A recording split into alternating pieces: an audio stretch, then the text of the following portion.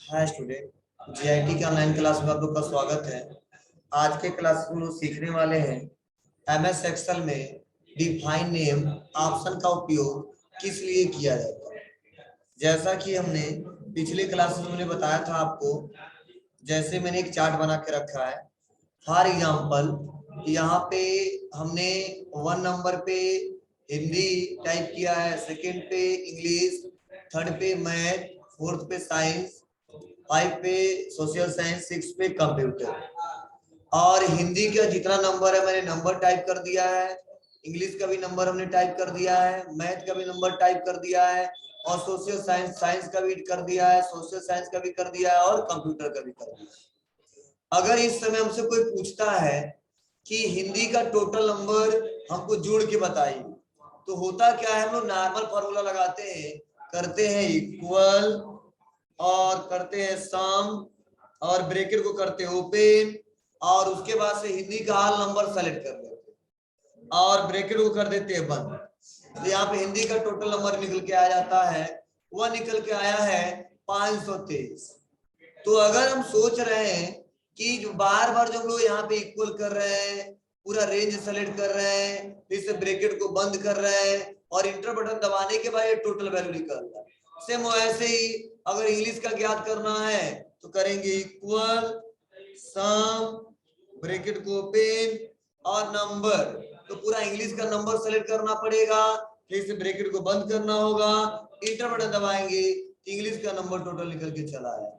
तो हम सोच रहे अगर मान लीजिए बड़ा सा डाटा हो, अब उसमें हमको सिलेक्शन करने में दिक्कत हो रही है, या मैं सोच रहा हूं जब भी हिंदी का नंबर जोड़ना हो तो वहां पे लिख दे हिंदी, इंग्लिश का नंबर जोड़ना है तो बस लिख दे इंग्लिश, मैथ का नंबर जोड़ना लिख दे मैथ।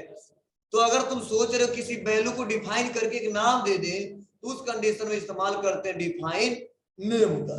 फॉर एग्जांपल जो हिंदी का नंबर यहां से लेके यहां तक है, हम सोच रहे इसका नेम दे दे इस वैल्यू का, वह नेम क्या होना चाहिए, हिंदी होना चाहिए, और इस वैल्यू का नेम क्या होना चाहिए, इंग्लिश होना चाहिए, इस वैल्यू का नेम होना चाहिए मैथ। तो किसी वैल्यू का नेम देने के लिए जो हम लोग प्रयोग करते हैं, जिस ऑप्शन का उपयोग करते हैं, उसे बोलते हैं डिफाइन नेम। अब डिफाइन नेम का प्रयोग कैसे करेंगे, नाम कैसे देते हैं, चलिए हम लोग एक एक करके देखते हैं।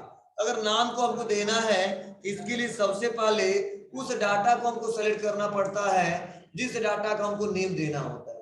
फॉर एग्जांपल हमको हिंदी का जितना नंबर है टोटल हमको देना है हिंदी नेम, तो क्या करेंगे, हिंदी से लेके और जो टोटल नंबर है वहां तक हम लोग सेलेक्ट करेंगे। हिंदी से लेके जो टोटल नंबर है वहां तक हम पूरा सेलेक्ट कर लेंगे और आ जाएंगे डाटा टैब में।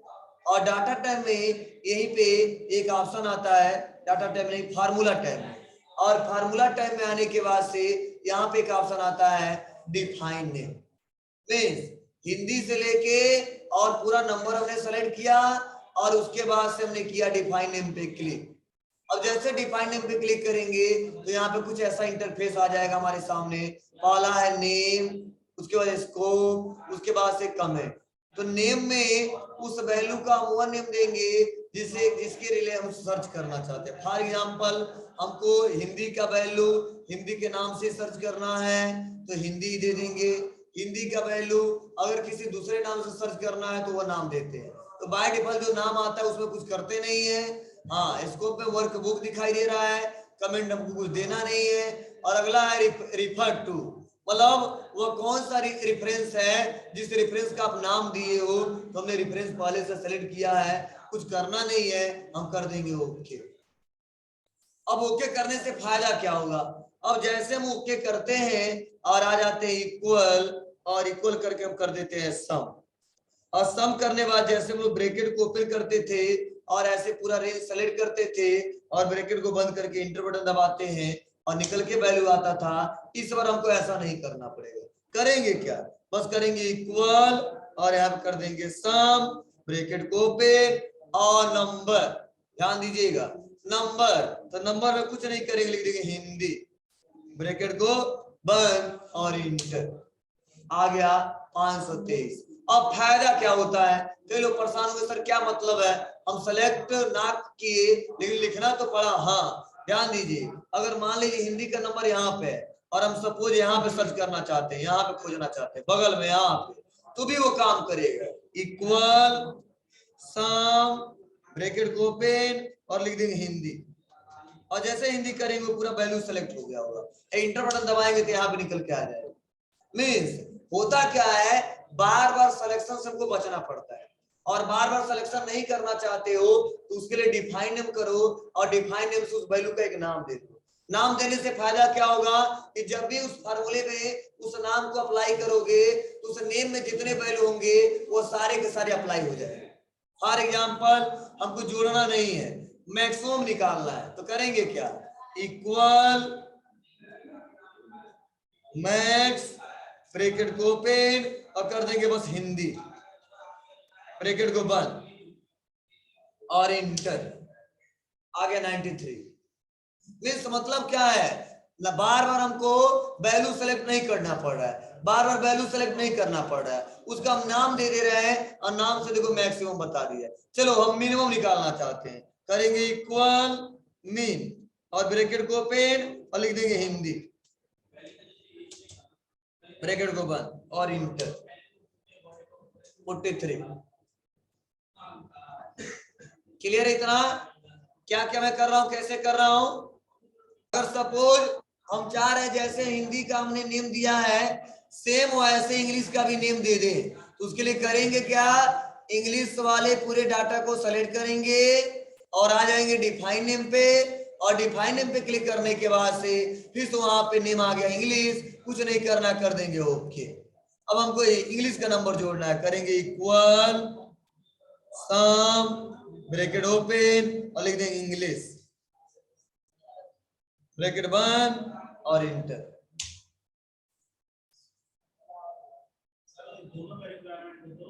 क्या हुआ, एक सेल में कहां दोनों रिक्वायरमेंट हो रहे, कभी जोड़े हो क्या?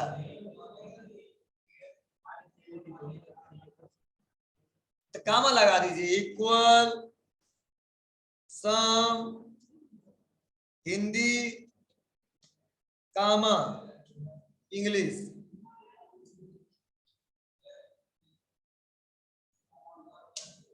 आ गया।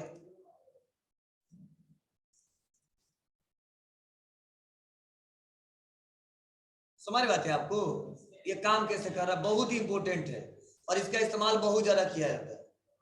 क्लियर है यहां तक? अब चलिए ध्यान दीजिएगा, अब सोच रहे हैं सर कि जो हमने हिंदी और इंग्लिश का निकाला है वैसे हम सोच रहे हैं मैथ का भी हो जाए, साइंस का भी हो जाए, सोशल साइंस का भी हो जाए, कंप्यूटर का हो जाए।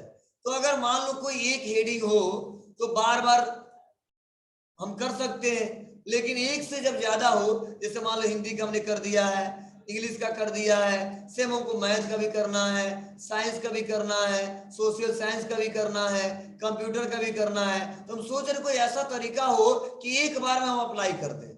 तो जब एक बार में पूरा नेम देना हो तो उसके लिए बस करेंगे क्या, पूरे को सेलेक्ट कर लेंगे। अब पूरे को, कौन सा पूरे को, जिसका हमने नाम नहीं दिया है, तो किसका किसका दे दिया है, हिंदी का दे दिया है, इंग्लिश का दे दिया है, तो हमको मैथ से लेके कंप्यूटर तक पूरे को सेलेक्ट करना होगा, और पूरे को एक बार नेम दे देना चाहते हैं, मतलब मैथ वाला अलग हो जाए, साइंस वाला अलग आ जाए, सोशल वाला अलग आ जाए, कंप्यूटर वाला अलग हो जाए, लेकिन सेलेक्ट तो हमने एक ही बार किया है। अब आ जाएंगे फार्मूला पे, और यही पे एक ऑप्शन आता है क्रिएट फ्रॉम सिलेक्शन, और यहाँ पे शॉर्टकट की भी दिया है control plus shift plus F3।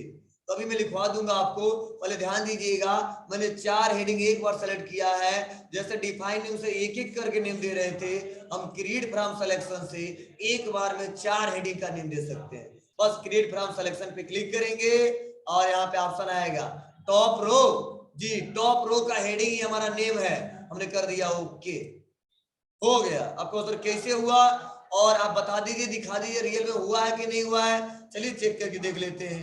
Equal सम ब्रैकेट ओपन, लिख देते कंप्यूटर,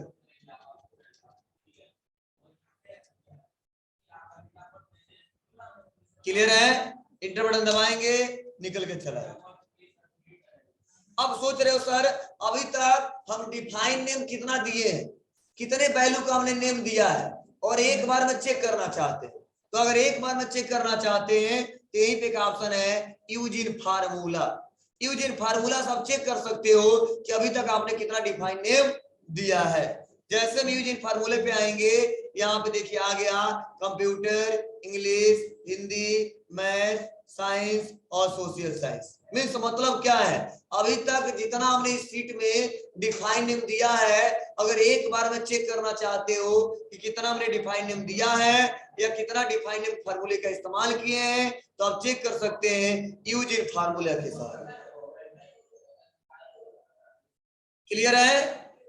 क्या मतलब है, जब आप एक एक करके देखना है, एक एक करके नेम देना है, तो किसका इस्तेमाल करेंगे, डिफाइन नेम। जब एक साथ कई सारा देना हो तो क्रिएट फ्रॉम सिलेक्शन, और एक बार में चेक करना है कि कितना फार्मूला हमने लगा दिया, तो उसके लिए यूज इन फार्मूला। इतना सबको क्लियर है? चलिए एक बार मैं फिर से रिपीट करता हूं। सबको हटाना है, डिलीट करना है, यहीं पे एक ऑप्शन आता है नेम मैनेजर। नेम मैनेजर पे आते हैं और पूरे को हम डिलीट कर देते हैं। सेलेक्ट कंट्रोल, कंट्रोल के साथ सेलेक्ट करके और एक बार में पूरे को हम डिलीट कर देते हैं। और एक बार फिर से मैं रिपीट करता हूं कैसे नाम दिया जाता है। देखिए यहाँ पे फार्मूला एरर हो गया, हुआ ना? क्यों? क्योंकि जो वैल्यू हमने दिया था उसको डिलीट कर दिया है। अब आते हैं फिर से शुरू से बताते हैं। अगर मान लो सिंगल केवल हिंदी का जोड़ना है या केवल इंग्लिश का, ये सब मुझे नहीं चाहिए, तो सबसे अच्छा क्या है, हिंदी से पूरे डाटा को सेलेक्ट करते हैं और डिफाइन नेम पे क्लिक कर देते हैं और ओके कर देंगे, नेम आ जाएगा। बस इक्वल करेंगे, सम करेंगे, ब्रैकेट को ओपन करेंगे और बस लिख देंगे हिंदी, निकल के आ जाएगा। तो ये सिंगल है। अगर हम सोच रहे एक बार में पूरा दे दें, तो उसके लिए क्या करेंगे, इंग्लिश से लेके और कंप्यूटर तक पूरा सेलेक्ट करेंगे। ओके, और कंप्यूटर तक पूरा सेलेक्ट करने के बाद आएंगे create from selection. Create from selection पे आएंगे और उसके बाद से कर देंगे टॉप रो पे ओके। एक बार में पूरा सीरीज बन के तैयार हो जाएगा।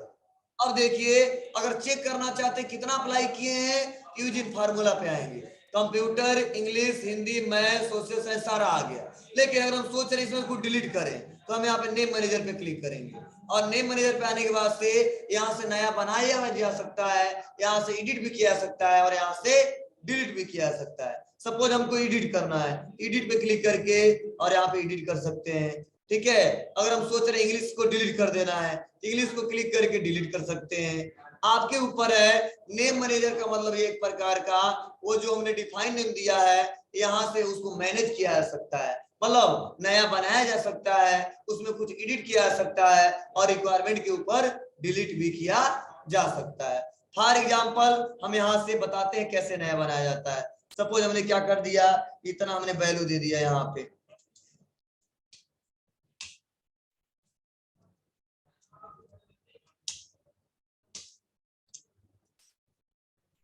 और हमने वैल्यू दे दिया। इस वैल्यू को हमको नेम देना है, तो करेंगे क्या, नेम मैनेजर में आ सकते हैं और आ जाएंगे न्यू पे और कह रहा है क्या नेम देना चाहते, तो हमने बोला एसके, कह रहा रिफर टू, रेफरेंस ले लेते हैं जो रेफरेंस है। ओके, यहां से एसके आ गया। क्लियर है?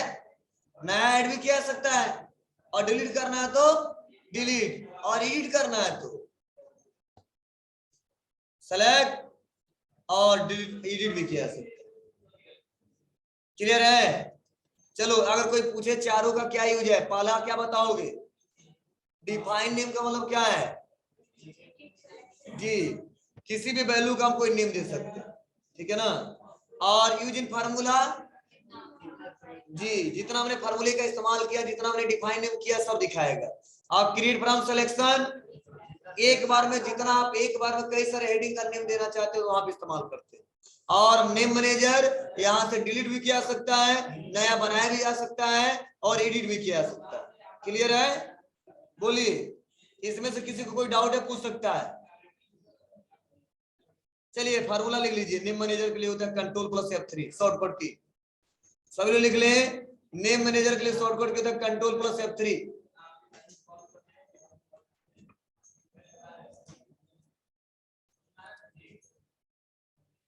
नेम मैनेजर के लिए शॉर्टकट जो शॉर्टकट की होता है control plus F3।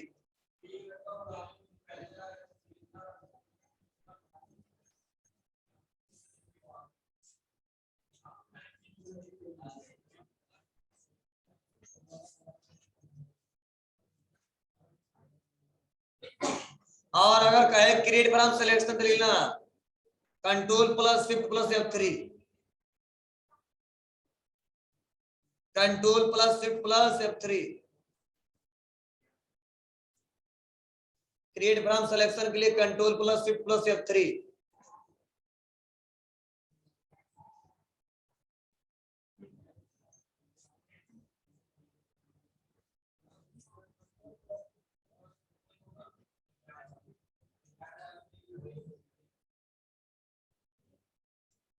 Control plus shift plus F3।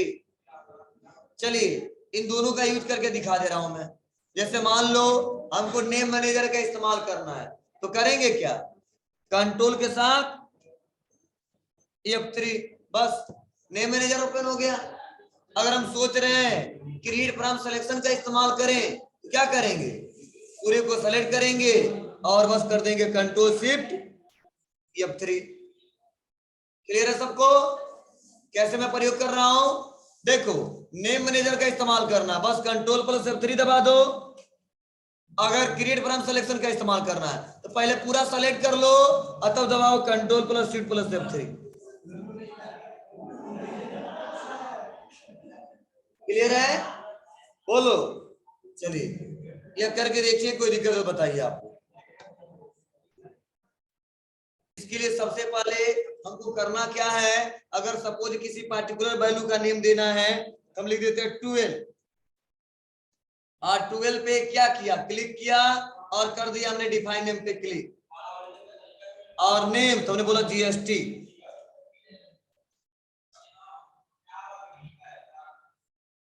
और कर दिया हमने क्या, ओके। हाँ यहाँ पे कोई वैल्यू नहीं लेगा, बस हमने यहाँ पे GST और 12 कर दिया, एक 60 फार्म मैंने दे दिया, ओके कर दिया। यहाँ से स्पेस भी नहीं ले रहा है क्या, चलो GST रहने देते केवल और ओके करते हैं। और देखिए मैंने GST अप्लाई कर दिया। सपोज कोई वैल्यू है और मैंने वैल्यू दे दिया 250 और इस पे GST कितना है 12% है, तो करेंगे क्या, इक्वल 250 गुणे क्या GST डिवाइड बाई 100, निकल के आ गया 30 रुपये। क्या मतलब है, मतलब यही है कोई भी वैल्यू दोगे उसका नाम दिया जा सकता है। आप कहो सर कैसे काम कर रहा है, क्या इस वैल्यू को डिलीट करेगा तो काम करेगा, देखो मैं इस वैल्यू को डिलीट कर देता हूं तो क्या हो गया 0। मींस जो आप बनाए हो वो वैल्यू उस सीट में होना चाहिए या अदर किसी सीट में होना चाहिए, और उस वैल्यू को डिलीट कर देते हो और डिफाइन में रहता है तो भी वो फार्मूला काम नहीं करेगा। सेलेक्ट तो हो जाएगा लेकिन बैलेंस क्या हो जाएगा 0 है। क्लियर है, अब मैंने यहाँ पे कर दिया 12 की जगह क्या 10 आ गया। इस वैल्यू होना चाहिए जहां पे आप नेम दे रहे हो, अगर उसमें कोई वैल्यू नहीं है तो नेम काम नहीं करेगा। क्लियर है सबको, कोई दिक्कत तो बताइए, बहुत इंपॉर्टेंट है, इसका प्रयोग बहुत ज्यादा करते हैं हम लोग। हाँ एक पॉइंट और बता दूं, आप दूसरे सीट पे भी जाओगे तो भी काम करेगा। देखो इस सेट पे हमारा डाटा है और हम दूसरे सीट पे जा रहे हैं और कर देते इक्वल सम ब्रैकेट को ओपन और लिख देते हिंदी, देखिए ब्रैकेट को ओपन इंटर आ गए। अगर आप बताओ फार्मूला लगाते हो एक सीट से दूसरे सीट में दिक्कत होगी, सिलेक्शन नहीं कर पाओगे सही से, लेकिन हम दूसरे सीट में भी जाके सिलेक्शन कर ले रहे हैं और उस फार्मूले के सारे वैल्यू निकाल ले रहा है। यह होता है डिफाइन में, और इसका प्रयोग बड़ी बड़ी कंपनियों में या अदर कहीं काम करते हैं वहां पे बहुत ज्यादा करते हैं। क्यों करते हैं, तो अपने काम को और आसान बनाने के लिए करते हैं, क्योंकि बाहर उनको सिलेक्शन नहीं करना पड़ता है और एक ही जगह से पूरा सिलेक्शन कर लेते हैं और रिजल्ट को निकाल के प्रिंट करके दिखा सकते हैं आसानी कर। क्लियर है इतना, बोलिए। चलिए आज के लिए बस इतना ही।